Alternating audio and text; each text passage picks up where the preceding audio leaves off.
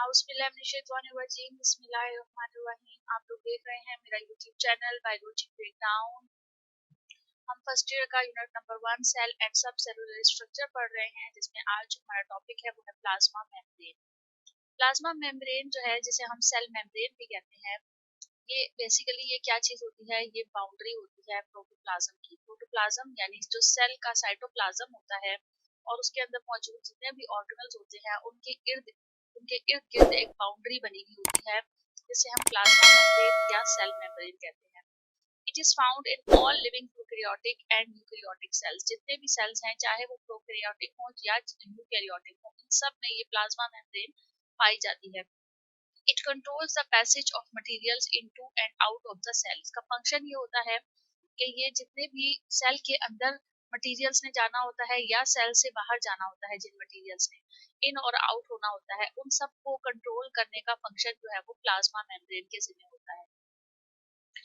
Composition of plasma membrane क्या है, यानी प्लाज्मा मेम्ब्रेन किन किन चीजों से मिलकर बनी हुई है? तो प्लाज्मा मेम्ब्रेन में प्रोटीन मौजूद होती है। प्रोटीन से 60 to 80% ये प्रोटीन से मिलकर बनती है और 20 to 40% जो है वो ये लिपिड से मिलकर बनती है। और इसके अलावा इसमें स्मॉल क्वांटिटी में कार्बोहाइड्रेट्स भी मौजूद होते हैं। अगर हम function of plasma membrane protein की बात करें, यानी वो प्रोटीन जो कि प्लाज्मा मेम्ब्रेन में मौजूद होती है, उसका क्या फंक्शन है? तो एक ग्रेट वैरायटी ऑफ प्रोटीन जो है वो मौजूद होती है प्लाज्मा मेम्ब्रेन के अंदर, जो ट्रांसपोर्ट चैनल के तौर पर भी काम करती है, कैरियर्स के तौर पर भी काम कर रही होती है, एंजाइम्स के तौर पर भी काम कर रही होती है, रिसेप्टर्स के तौर पर भी और एंटीजेंस के तौर पर भी काम कर रही होती है। Certain plasma membrane proteins are involved in the passage of molecules through the membrane. कुछ प्लाज्मा मेम्ब्रेन ऐसी होती है जो कि पैसेज ऑफ मॉलिक्यूल का यानी गुजरने का जो रास्ता होता है उसके तौर पर जो है वो काम करती है। Some of those have a channel through which a substance simply can move across the membrane. इनमें से कुछ ऐसी प्रोटीन्स होती हैं जो कि एक ऐसा चैनल, एक ऐसा रास्ता बनाती हैं जिसकी वजह से कुछ सब्सटेंस जो है वो मूव करते हैं मेम्ब्रेन से अक्रॉस, यानी मेम्ब्रेन के अंदर या बाहर। Others are carriers that combine with a substance and help it to move across the membrane. और कुछ मेम्ब्रेन्स ऐसी होती हैं जो कि कैरियर का काम कर रही होती हैं, यानी वो किसी और सब्सटेंस के साथ मिलकर उन्हें मेम्ब्रेन क्रॉस करवा रही होती हैं या मेम्ब्रेन के अंदर या बाहर उनको लेकर जा रही होती हैं। कुछ प्लाज्मा मेम्ब्रेन्स प्रोटीन्स ऐसी होती हैं जो एंजाइमेटिक फंक्शंस परफॉर्म करती हैं, एंजाइम्स के तौर पर काम कर रही होती हैं और रिएक्शंस को फास्ट करती हैं। Some proteins in the plasma membrane are receptors that receive signals from other cells. और कुछ प्लाज्मा मेम्ब्रेन की प्रोटीन्स जो है वो रिसेप्टर्स के तौर पर काम करती हैं, यानी मुख्तलिफ सिग्नल्स को रिसीव करती हैं, दूसरे सेल्स से आने वाले मुख्तलिफ सिग्नल्स को रिसीव करती हैं। For example, hormones circulate in the blood but bind to specific target cells with specific receptors. Hormones जो कि ब्लड के अंदर सर्कुलेट कर रहे होते हैं, घूम रहे होते हैं, वो बाइंड हो जाते हैं एक स्पेसिफिक टारगेट सेल के साथ और स्पेसिफिक रिसेप्टर के साथ बाइंड होती हैं। And some proteins are antigen, और कुछ ऐसी प्रोटीन्स होती हैं जो एंटीजन के तौर पर काम करती हैं, which enable the cells to recognise other cells. Antigen का फंक्शन ये होता है कि वो दूसरे सेल्स को, दूसरे किसी भी फॉरेन पार्टिकल्स को, जो कोई भी दूसरी चीज आ रही है बॉडी के अंदर आ रही है या सेल के पास आ रही है, उसको रिकॉग्नाइज करने का काम ऐसी प्रोटीन का होता है जो कि एंटीजन के तौर पर काम कर रही होती है। Role of glycolipid and glycoprotein as cell surface marker. सबसे पहले हमें ये पता होना चाहिए कि ग्लाइकोलिपिड और ग्लाइकोप्रोटीन क्या होता है। इससे पहले वाला जो टॉपिक था जिसमें हमने स्ट्रक्चर ऑफ सेल मेम्ब्रेन के बारे में पढ़ना था, वो आप लोग अपनी 10 क्लास में जो है वो डिटेल में पढ़कर आए हुए हैं। तो आप लोगों को ये कॉन्सेप्ट भी होना चाहिए कि ग्लाइकोलिपिड और ग्लाइकोप्रोटीन्स क्या होते हैं।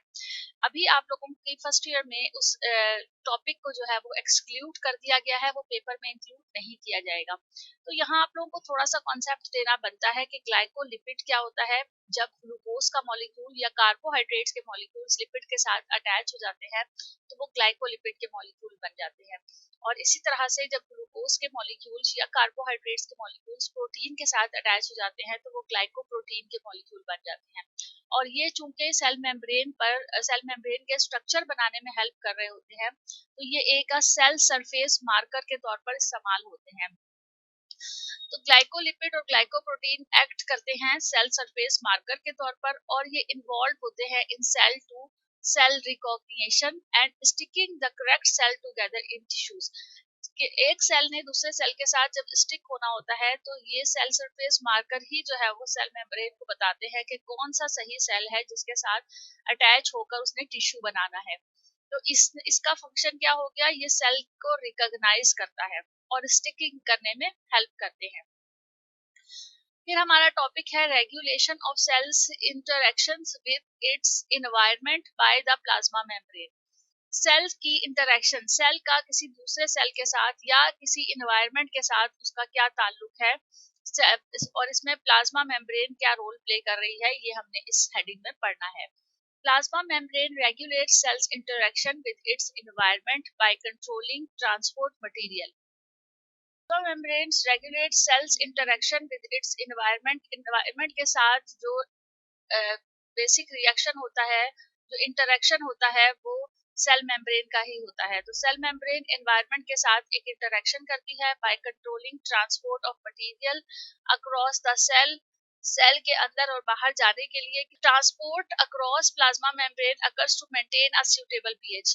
सेल मेम्ब्रेन का या प्लाज्मा मेम्ब्रेन का ये फंक्शन होता है कि ऐसी चीजों को मेंटेन करे जिसकी वजह से जो पीएच है सेल की वो मेंटेन रह सके, सुटेबल हो सेल के लिए, और आयोनिक कंसंट्रेशन सेल के अंदर जो है वो मेंटेन रह सके, उसे सेल के अंदर विद इन द सेल जो है वो उसको मेंटेन रख सके। पीएच की सूटेबल पीएच हो सेल के अंदर, जो है वो पीएच एक सूटेबल हो, आयोनिक कंसंट्रेशन जो है वो मुनासिब हो, जिस ताकि सेल जो है वो अपने एंजाइमेटिक फंक्शन जो भी हैं, एंजाइम्स ने जो भी फंक्शन अपने करने हैं, जो एक्टिविटीज करनी है, वो सही तरह से अपना अपने फंक्शन जो है वो अंजाम दे सके। तो ये हमारा टॉपिक था जिसमें हमने रोल ऑफ प्लाज्मा मेम्ब्रेन पढ़ा कि प्लाज्मा मेम्ब्रेन का क्या रोल है। नेक्स्ट हमारा टॉपिक होगा सेल सिग्नलिंग का, जो कि आपके सिलेबस में इंक्लूड है। साथ रहिएगा इसी यूट्यूब चैनल पर। Thank you so much. Allah Hafiz.